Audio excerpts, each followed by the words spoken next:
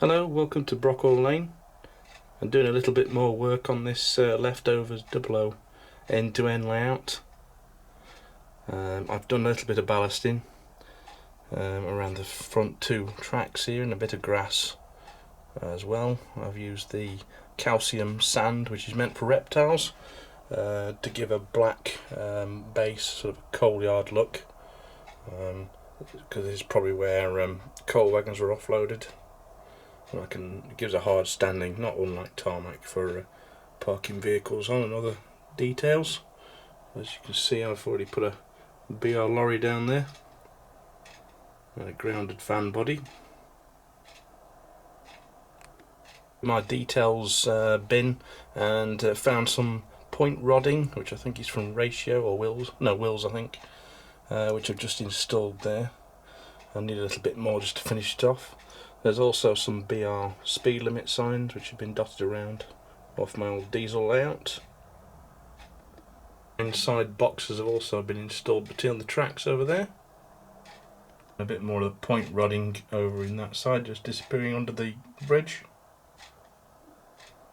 Pico buffer stops, but I've just taken the cross beams off the plastic ones and replaced them with metal rail and painted those white.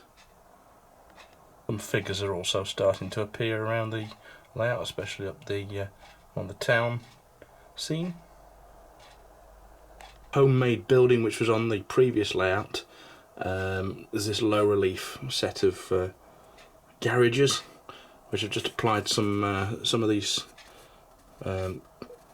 card signs, which were free in Railway, it was Hornby magazine I think recently. And I've also chopped that down as a low relief. It was low relief before, but it's even more now. And that's going to go at the back side of this wall, just sticking up like that. So I thought that'd be a good use for this old building. Found in one of my drawers this old Hornby kit of a restaurant. Looks like a little chef. I've added the little chef sign on there and just used one side of the wall because the other two seem to have been used. So that again is probably going to pop behind the wall there to give it more of a town or a city look. Another side of the wall which I've used to make a bit of a warehouse, which again will sit up there as well. Good use of Pico's grass tufts here and there, as I have on the 009 layout. They come in these packages like that, and you just peel them off and stick them where you like. Really good value actually. I've used quite a lot of them and I've still got some left. Still really playing around with some details on the front edge here. Put a little gate there, this grounded van, an old signal post, just to see how they look. They might stay there, they might not.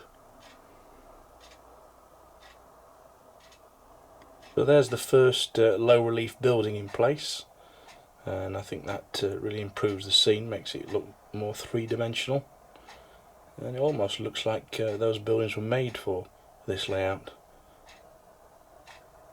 The other end I've put the nondescript warehouse there and the little chef next to it.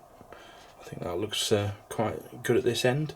So now we've got both ends, we've got some structure along behind that back wall, and I've got quite a big space to fill, so I need to either go and find some more or do a bit of scratch building out of the brick paper and bits of scraps I can find really. So I might put a big warehouse there, like a B&Q or a do-it-all or something like that. Although I realise this is now making it more 1980s, 90s than anything, but sometimes the way it goes. Well, I managed to find some bits of building material, old walls off of an American Pike stuff engine shed. I sort of made this foundry company building, quite basic, but that's going to go up there. And I've still got some more to make, but we'll get that stuck up and see what that looks like. So that's another company in the background. I found one other obscure building which I built for an O-gauge layout years ago, which I just put over there behind that Ginty on that wall.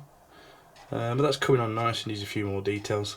I need to build another building for here, which I've got some balsa wood as a base. It's about the right length, so a long warehouse I should think. But that's all I've got time for this weekend, so thank you for watching. Subscribe and comment below, and I'll see you next time on Brockwell Lane. Thank you very much, and bye bye.